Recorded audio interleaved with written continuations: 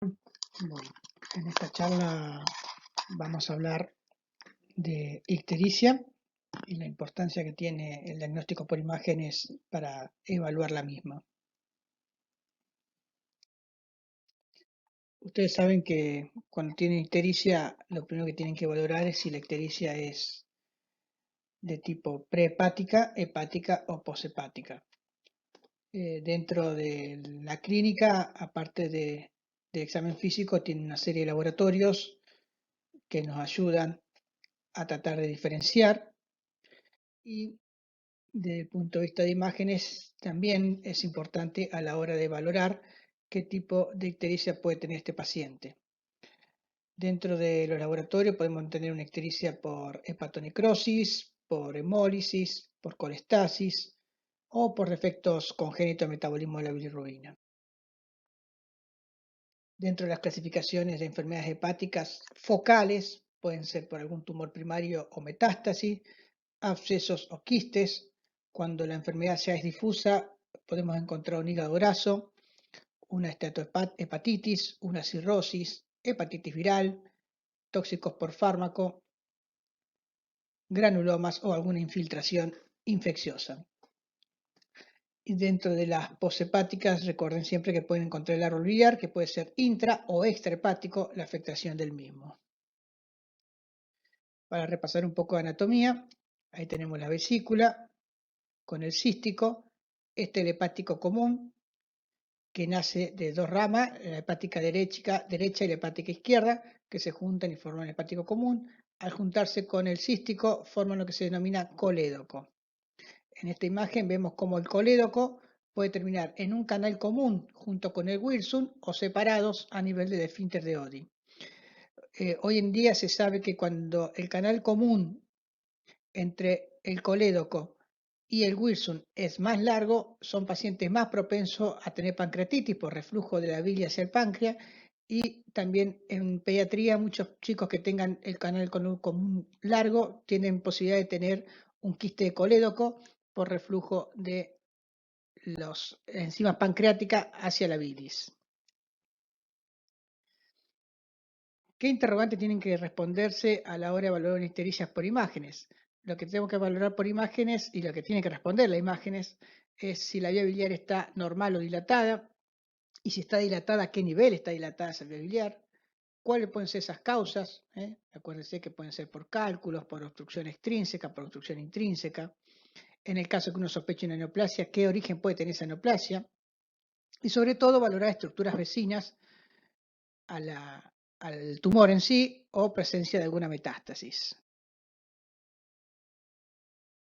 Bien, estos son algunos gráficos que no viene al caso que los mencionemos ahora. Ya que tienen un lindo gráfico de las diferentes patologías.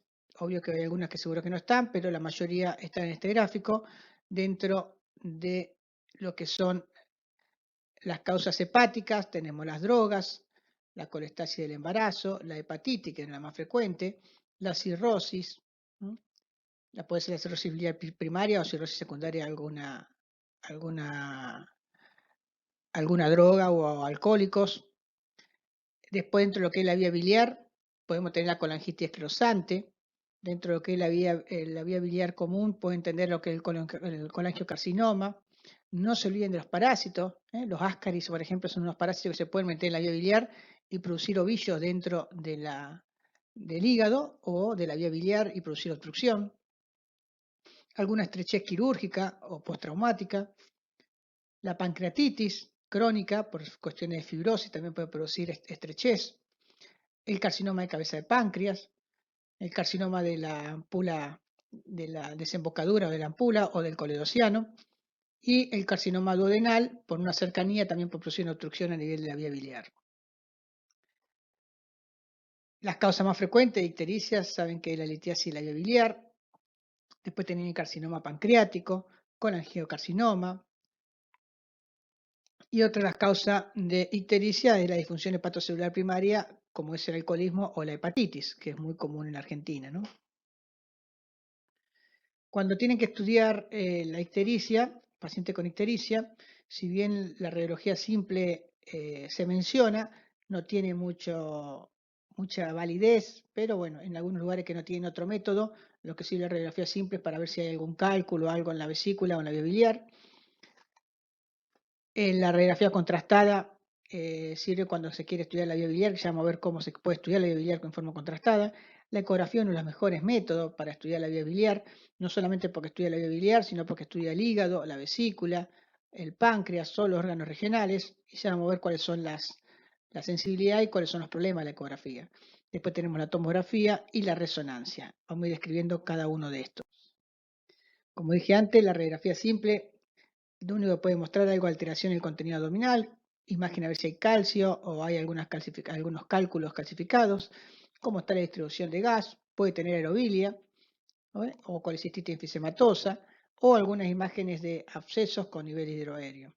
Y también nos sirve para ver cómo está la distribución del gas adentro del intestino, ¿no?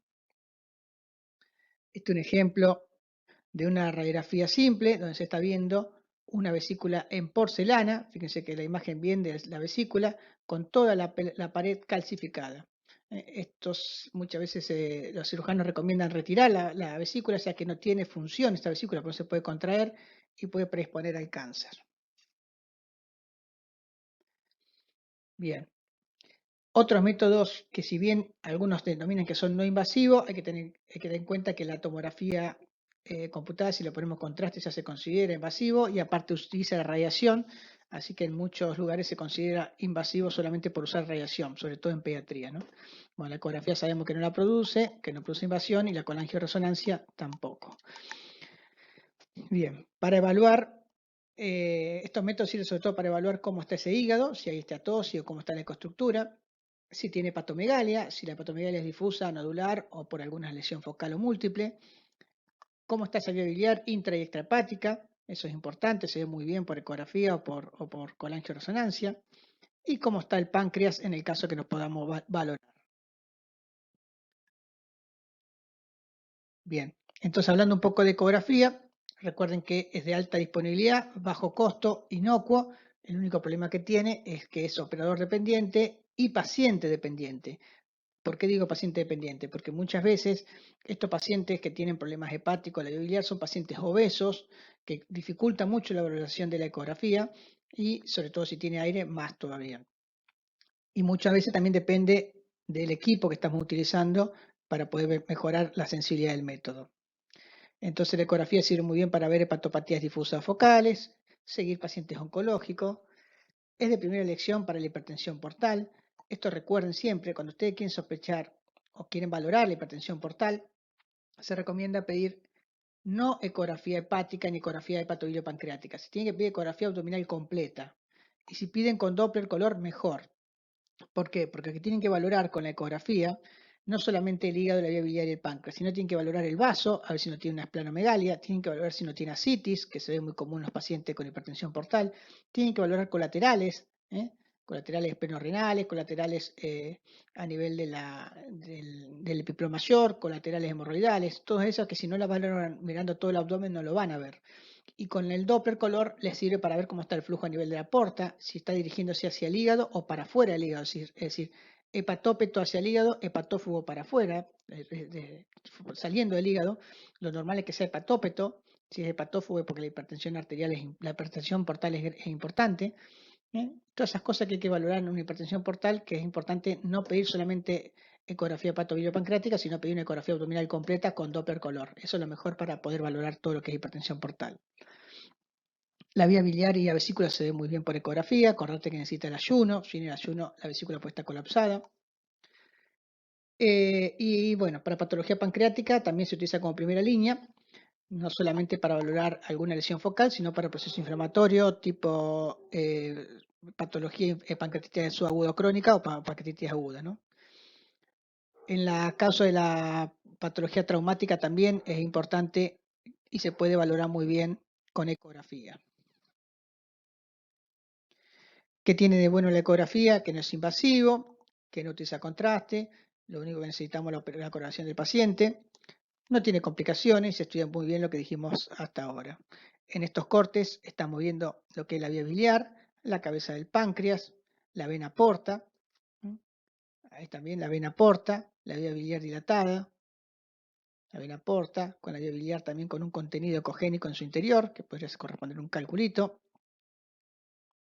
En la vesícula también estamos viendo en un corte transversal y longitudinal, donde estamos viendo una imagen ecogénica con sombra acústica posterior, en el caso de un cálculo, y en este caso estamos viendo mucha ecogenicidad intra dentro de la vesícula, casi sin sombra posterior, compatible con barro biliar.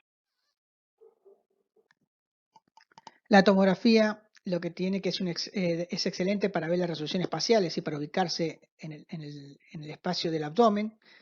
Recuerden que utiliza radiación ionizante y se utiliza contraste para valorar sobre todo cómo refuerzan la diferencia de estructura con el contraste. Sirve para ver sobre todo lesiones focales, como neoplasias o procesos inflamatorios focales, para el seguimiento de pacientes oncológicos, para estadificar procesos oncológicos, para hepatopatías difusas, hipertensión portal, traumatismo y guía de intervencionismo para punción o para lo que se necesita en intervencionismo. Lo que tiene para el sistema biliar, la tomografía, que es bueno para la extensión de un carcinoma, de un tumor de la vesícula y biliar, para algunas complicaciones de colecistitis, a ver si hay una colección o una inflamación del tejido graso regional. Una sensibilidad para los que son cálculos del 80-85%. Si ustedes ven que la sensibilidad es alta, hay un 20% de posibilidad de que no veamos los cálculos. Recuerden que la tomografía, si bien hace cortes hoy en día cada vez más finos, hay espacios que no se logra, si reconstruye la tomografía, hay espacios en los cuales el cálculo no se logra ver, y muchas veces los cálculos no son densos, no son hiperdensos, porque no están formados por calcio, sino más por colesterol, y muchas veces se dificulta la valoración por tomografía. Por eso son mejores la ecografía y la resonancia, muchas veces para valorar estos calculitos. El páncreas, para valorar el páncreas por tomografía, muchas veces de primera elección, en el caso que uno quiera valorar compromiso de órganos peripancreáticos o sugerir pronóstico. ¿Qué quiere decir con esto? El diagnóstico de pancreatitis aguda no se hace por tomografía, se hace por laboratorio y clínica, y en el caso que tengamos duda, en primera instancia podemos hacer una ecografía o para correlacionar, y la tomografía se valora generalmente para ver complicaciones. Se recomienda recién a los 7-10 días, algunos los piden a las 48 horas en el caso que sean pancreatitis aguda grave, que necesitan cuidados intensivos de entrada, entonces ahí sí se puede hacer dentro de las 48 horas, pero se recomienda recién a los 7 días para valorar complicaciones. Bueno, como dije recién, es más que nada la tomografía en páncreas es para valorar pancreatitis aguda y crónica en el seguimiento. Y también para, en el caso que sea un cáncer de páncreas, para el diagnóstico y caracterización y extensión de la misma. Entonces, la tomografía complementa la imagen de la ecografía, tiene mayor sensibilidad para detectar lesiones pancreáticas, pero es más costosa. Se considera invasiva por lo que yo dije, que utiliza no solamente contraste, sino utiliza radiación. Recuerden que los contrastes pueden ser nefrotóxicos para algunos pacientes, entonces hay que tener cuidado. La ecografía y la tomografía permiten realizar punciones para biopsia o drenaje en el caso que haya neoplasia o abscesos. Acá tenemos una tomografía con contraste, fíjense la aorta que está hiperdensa y la vena cava inferior hiperdensa, y tenemos un hígado que está disminuido de tamaño, con bordes lobulados, totalmente heterogénea, con áreas hipodensa. En este caso es una cirrosis, con importante restricción y área de fibrosis del hígado, e importante ascitis, esto es líquido a nivel intraabdominal. La resonancia, ¿qué tiene? Alto costo, baja disponibilidad, no hay en todos lados, son difíciles conseguir turno muchas veces, pero es una excelente resolución espacial, multiplanar. Hoy en día tomografía también es multiplanar, pero bueno, la resonancia en ese sentido es mucho mejor, y utiliza muchas veces contraste para valorar patologías, entonces, que se llama el contraste del gadoliño, que si bien tiene menor daño que lo que es el iodado, no se considera inocuo del todo, tiene sus riesgos también de alergia. ¿Y qué pasa muchas veces estos pacientes? A veces son pacientes que tienen marcapasos, clip vascular o alguna válvula ferromagnética y no se puede realizar la resonancia. ¿Para qué se utiliza la resonancia? Para caracterizar esas lesiones focales que no se fueron concluyentes por tomografía. Y en el caso de los angiomas, que son menores de 3 centímetros, tiene mayor sensibilidad que la tomografía. Una de las secuencias importantes en la resonancia, que si no la piden aparte no se hace, hay que pedirlo, si no está en el pedido no se hace la colangio, que es muy buena la colangioresonancia. ¿Por qué? Porque no es invasiva, no utiliza contraste y permite estudiar muy bien la vía biliar. No solamente permite ver dilataciones, que muchas veces no son concluyentes en la ecografía, sino también tiene una sensibilidad y especificidad similar a la colangiopancreatografía endoscópica retrógrada para el diagnóstico de obstrucción de la vía biliar sin ser invasivo. En el caso del páncreas, la resonancia permite ver muy bien lesiones focales, diferenciar pancreatitis crónica focal de algún carcinoma y estudiar muy bien el Wirsum en la misma colangioresonancia. La colangiografía por resonancia magnética, o sea, la colangioresonancia, da muy buena también imagen anatómica del hígado y la vía biliar, tanto intra como extrahepática, y es de elección para confirmar coledocolitiasis, ya vamos a ver cómo es el seguimiento, sin riesgo de mortalidad y es un método no invasivo. Acá tenemos, por ejemplo, una colangioresonancia, que estudiamos muy bien la vía biliar. Fíjense que sería la vía biliar intrahepática derecha, izquierda, canal común, el cístico y el colédoco. Se estudia muy bien lo que es la vía biliar sin usar ningún procedimiento invasivo.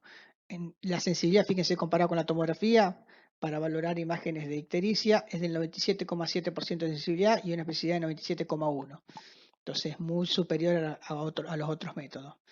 Acá se ven muchas imágenes de falta de relleno en la parte distal del colédoco, que en este caso son calculitos. Acá también se te ve otra imagen de falta de relleno redondeada, con dilatación proximal, también otro calculito. Y en un corte transversal también se está viendo la vía biliar con el contenido adentro, y ahí la vesícula con el contenido adentro también de cálculos biliares. Bien, un poco más de lo mismo, cortes transversales y una reconstrucción de una colangio. Se ven los múltiples cálculos a nivel de la vía biliar. Y esto es muy bueno para que tengan en cuenta. Fíjense, cuando ven una imagen de falta de relleno que tiene un pico de un lado y un pico del otro de lo que es la vía biliar, eso te habla más de que es intraluminal y que puede ser un cálculo. En el caso que tengan solamente un pico de un solo lado, generalmente, si bien es intraluminal, lo más que seguro que sea de la pared. Acá, por ejemplo, tiene una vesícula con múltiples litiasis en su interior.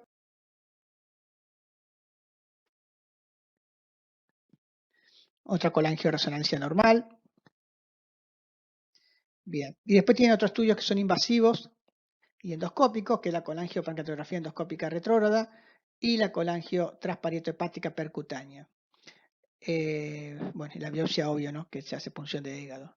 La colangiopancreatografía endoscópica retrógrada, lo que tiene que se hace un endoscopio, se introduce un endoscopio en la vía digestiva, se llega a la segunda porción del duodeno, se valora el esfínter, se puede introducir un canastito a la vía biliar y se pone contraste, se observan los cálculos y con el canastito se sacan esos cálculos, después se hace una esfínteropapilostomía a nivel de la papila, cosa que si hay otro cálculo pueda salir más fácil, y de esa forma se puede hacer diagnóstico y terapéutico.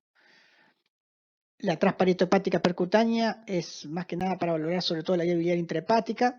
Se instila por contraste, se introduce una aguja a nivel de la pared abdominal hasta llegar al hígado.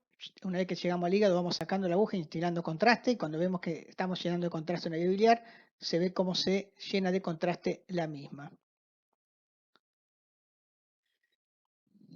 Entonces, la colangiopancreatografía retrógrada endoscópica es importante porque sirve para diagnóstico terapéutico. La colangiotransparieto-hepática se hace a través de la pared. Y después tenemos las otras que se usan muchas veces cuando un paciente es operado de cálculos en la vía biliar, que se saca la vesícula, los cirujanos dejan un catéter en su interior, ¿eh?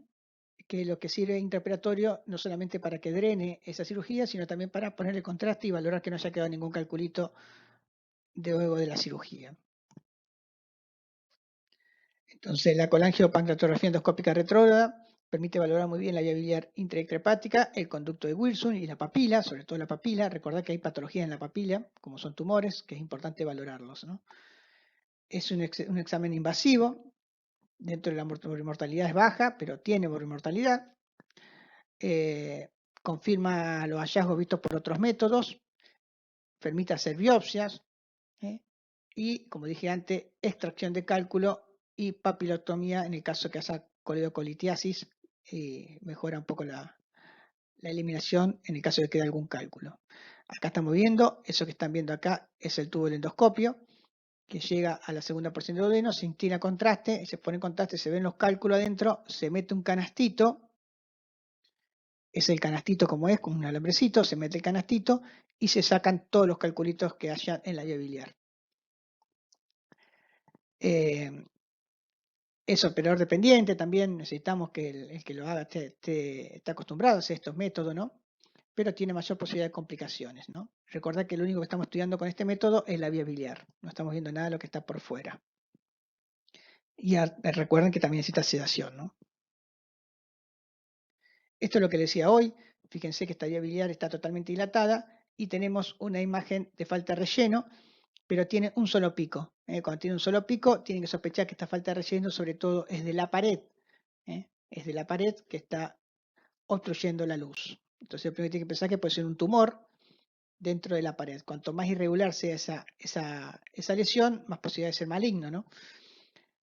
Otra de las cosas que pueden pasar, a veces esos tumores que no son irresecables, y para mejorar la sobrevida del paciente se pone un stent para que pueda eliminar la bilis y no sufra toda la clínica que te da, las complicaciones que te da la ictericia de porcino. Ahí tiene la prótesis, cómo se pone. De esta forma drena la bilis, a pesar de que no se puede operar porque son tumores ya irresecables. De esta forma mejoramos la sobrevida del paciente. Bien. La transparetohepática, que es lo que yo le decía hoy, se pone una aguja hasta llegar a la vía biliar y se instila contraste, se permite ver muy bien lo que es la vía biliar intrahepática. Utilizamos contraste iodado, necesitamos que el que lo realice esté acostumbrado a hacer estos métodos, de mucho operador dependiente, y tiene muchas complicaciones, sobre todo infecciosas o complicaciones por el mismo método en sí. Y lo único que sirve es solamente para estudiar vía biliar. Entonces, como método de estudios en la obstrucción de vía biliar, tenemos la ecografía como primera elección para evaluar la vía biliar. Recuerden que tenemos como efecto, como disminución de la sensibilidad, es el meteorismo o la obesidad. La tomografía computada se utiliza en casos de ecografía, que la ecografía no sea concluyente. Sirve también para ver masas que provoquen obstrucción de vía biliar y especialmente cáncer de páncreas. La resonancia y la colangioresonancia, en el caso de la vía biliar dilatada, se utiliza cuando la ecografía no es concluyente y también evalúa lo que es el páncreas, ¿no? Y después tenemos otros procedimientos invasivos como la colangiotransparetohepática y la colangiopancreatografía endoscópica retrógrada. Para recordar, sepan que la litiasis es la causa más frecuente de obstrucción de la vía biliar. Se dividen en cálculos de colesterol y pigmentarios. El 70%, del 70 al 90, están compuestos fundamentalmente por colesterol, de los cuales solamente un 70 son mixtos, siendo el resto de colesterol puro, que son por eso los que no se ven a veces por tomografía. Los pigmentarios solo contienen un 25% de colesterol, que son los menos frecuentes, y esto para que vean, aproximadamente el 80 al 90% son rayos transparentes, por lo cual no lo van a ver en tomografía, va a costar verlo en tomografía, y la mayor parte de los rayos opacos son pigmentarios. Acá tiene ecografía para que vean lo que es la vesícula, con la imagen ecogénica con sombra acústica posterior de un cálculo en la vesícula. Después tienen otros métodos que son más dependientes de operadores y no se hacen en todos lados, que es la ecografía endoscópica, que lo que hace la ecografía endoscópica aumenta la sensibilidad y especificidad de lesiones, sobre todo en la parte distal, cercana a la cabeza del páncreas. Como se puede acercar más el ecógrafo a esa forma por medio endoscópico, podemos valorar mejor esa zona. Las indicaciones son la coledocolitiasis, sobre todo distal, obstrucción del colédoco distal, patologías pancreáticas, estadificación de cáncer de páncreas y del colangiocarcinoma. Ese es el endoscopio, que tiene el ecógrafo y permite ver a veces patologías distales que no se ven con ecógrafo transparental, ¿no? El cáncer de páncreas es la quinta causa de muerte por cáncer, se localiza generalmente en la cabeza, después cuerpo y cola. Por suerte los más frecuentes que son en la cabeza son los que más síntomas precoz producen, que es la ictericia, los otros generalmente cuando se diagnostican ya son tardíos. La edad media de 55 años y la relación hombre-mujer 2:1. Al diagnóstico, cuando uno diagnostica un cáncer de páncreas, el 65% presenta enfermedad avanzada, ya sea local o metástasis a distancia. O sea que es bastante tardío el diagnóstico a pesar de todo. El 21% presenta enfermedad localizada con extensión a ganglios regionales y solamente un 14% a la hora del diagnóstico está confinado al páncreas. Acá tienen varias tomografías, donde están viendo una lesión en la cabeza del páncreas, que está con contraste en la tomografía, y están viendo cómo hay un área hipodensa en su interior y una gran masa con algo de refuerzo periférico. El colangiocarcinoma es el segundo tumor primario hepático más frecuente luego del hepatoma. Hay dos tipos según la anatomía, el intra y extrahepático. El intrahepático generalmente es periférico y se ubica a nivel de región iliar, lo que se llama tumor de Klatskin. El extrahepático se origina en el conducto colédoco, produciendo estenosis o masa polipoidea. La localización entonces son el colédoco distal en un 30-50%, el hepático común en un 14-37%, el colédoco proximal en un 15-30%, en la confluencia del hepático derecho con el izquierdo en un 10-26%, solamente en el hepático derecho o en el hepático izquierdo en un 8-13% y en el cístico en un 6%. La clínica de estos tumores son generalmente dolor, masa abdominal, disminución de peso, ictericia de tipo indolora. Y otras causas, otras clínicas extrahepáticas que puede tener, aparte del dolor, es la hepatomegalia y la ictericia por obstrucción, ¿no? Bien, acá tienen varias lesiones. Fíjense, lesiones heterogéneas. Esa labio biliar, fíjense cómo creció para un lado, como vimos hoy en la imagen esa que decía que hace el pico de un solo lado. Bueno, ahí tenemos la masa que está creciendo hacia la luz y hace el pico de un solo lado. Y en este caso, cuanto más irregular es la lesión, más posibilidad de ser maligno, en este caso un colangiocarcinoma.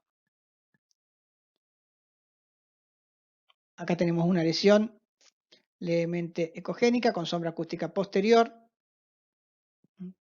Puede ser, desde el punto de vista de imágenes, puede ser o un cálculo o hay que valorar si no está creciendo desde la luz y ser un colangiocarcinoma también, ¿no?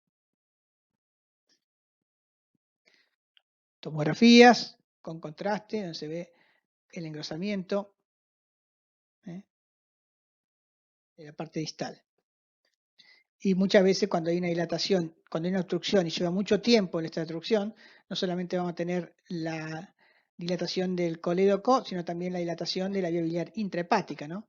Estas son todas, eso que están viendo más hipodenso, son vía biliar intrahepática, que en este caso es por un cáncer de páncreas,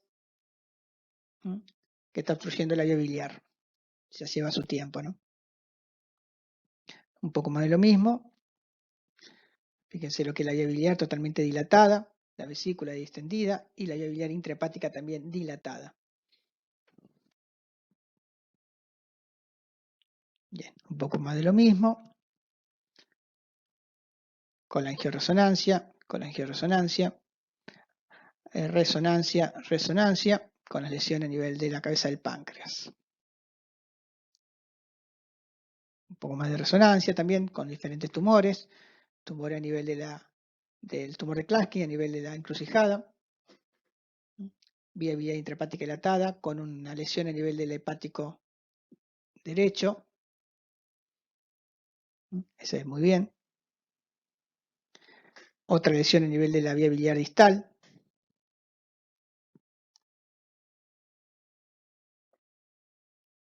Una disminución del calibre de la vía biliar. Y bueno, para terminar, lo que más quiero que se acuerden es qué esquema de exploración tienen que tener ustedes a la hora de sospechar una ictericia de causa obstructiva. Lo primero que tiene que hacer siempre es la ecografía, ¿no? La ecografía es algo importante para valorar el abdomen. Si la ecografía le da normal, pueden hacer seguimiento clínico o tratamiento médico. Si la ecografía es patológica o dudosa, pueden pasar a la colangioresonancia para sacarse esa duda o ver esa patología. Si la colangioresonancia es normal, seguimiento clínico y tratamiento médico. Si la colangioresonancia es patológica, hay que plantear si hay que hacer una cirugía o una colangio endoscópica retrógrada. Y si la colangio es dudosa, ahí también se puede saltear a la colangio pancreatografía endoscópica retrógrada para un diagnóstico eventual terapéutico. Fíjense que dentro de esto no tenemos la tomografía. Pasamos de la ecografía a la resonancia, porque lo que nos interesa ver es la vía biliar en estos casos. En el caso que uno sospecha un tumor, porque la clínica dice que puede ser un tumor pancreático, bueno, se podría plantear una cirugía, una tomografía. Pero cuando uno sospecha que la obstrucción es la vía biliar propiamente dicha, lo ideal es con estos dos métodos, que es la ecografía y la colangioresonancia, se puede valorar muy bien todo lo que es la vía biliar y todo lo que está por fuera de la misma en la resonancia también, ¿no? Bien, acá tenemos tomografía con algo de dilatación de la vía biliar.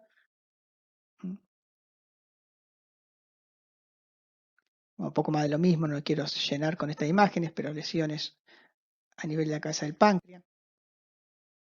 Toda lesión a nivel de la cabeza del páncreas con dilatación de la vía biliar. Otra imagen de falta de relleno con la vía biliar dilatada. Fíjense que da la impresión que tiene el pico en un solo lado, así que podría ser un tumor de la vía biliar. Siempre es bueno medirlo para ver qué tipo de medición tiene. Vía biliar intrahepática, son tomografía con toda la vía biliar intrahepática dilatada. Fíjense que aparte está dilatada, está como arrosariada. Está dilatada, son de diferentes, como hay áreas dilatadas y otras estenosadas, que puede ser una colangitis tranquilamente. En este caso seguimos viendo la vía biliar con la imagen en ecografía, ¿no? Una imagen levemente ecogénica con sombra acústica posterior. Podríamos comparar que sea un lito cerca de la cabeza del páncreas. Esto para que vean lo bien que se ve por ecografía la estatosis hepática. La estatosis hepática, acuérdense que puede ser focal o generalizada. Acá tienen una focal para que vean cómo se ve el hígado normal y el hígado con estatosis. El hígado con estatosis se va a ver más ecogénico. La grasa en el hígado se va a ver ecogénica. Ya que tiene un hígado cirrótico, disminuido de tamaño, con presencia de ascitis perihepático. Esto es lo que decía hoy, la ecografía para hipertensión portal nos sirve medir la porta, ver cómo está el flujo en la porta, si es hepatófago o hepatópeto, valorar si hay algunas colaterales. Acá tenemos una lesión a nivel del hígado, heterogénea, bordes lobulados, que en este caso fue un hepatocarcinoma. Y recuerden que el hígado es un órgano filtrado de la sangre, entonces es muy común encontrar metástasis, sobre todo cuando ven múltiples lesiones, como con varias lesiones, no solamente de diferente tamaño, sino de diferente morfología. Sospechen también que pueden ser metástasis de algún tumor que puede tener el paciente. Los angiomas, como se llama el signo de lamparita, como refuerzan en realidad cómo se pone hiperintenso en el T2, y cuando le ponemos contraste muchas veces el angioma refuerza de afuera hacia adentro. La hiperplasia nodular focal, que vamos a encontrar una cicatriz central. Bueno, más de lo mismo, vía biliar con el cálculo distal. El páncreas con el Wirsum dilatado. Estas son todas resonancias. Entonces la radiografía simple es de escasa utilidad. La radiografía contrastada, cuando es intraoperatoria o la colangiopancreatografía endoscópica retrógrada, son de bastante utilidad. No para diagnóstico en sí, siempre ocurre para diagnóstico a lo mejor es la ecografía y la resonancia, y como tercera instancia pasamos a la colangioendoscópica retrógrada. La ecografía entonces de primera línea para valorar la vía biliar, la hipertensión portal, el hígado, el páncreas, valorar traumatismo. La tomografía generalmente se deja para algunas lesiones focales, en el caso de un traumatismo severo que puede pasar por el tomógrafo para valorar si no tiene alguna rotura de algún órgano sólido. Para pancreatitis agudas, sobre todo para evaluar sus complicaciones, y para cáncer de páncreas también para estadificar el mismo. Y la resonancia, en el caso de la vía biliar, se deja como segunda línea después de la ecografía. Muchas gracias.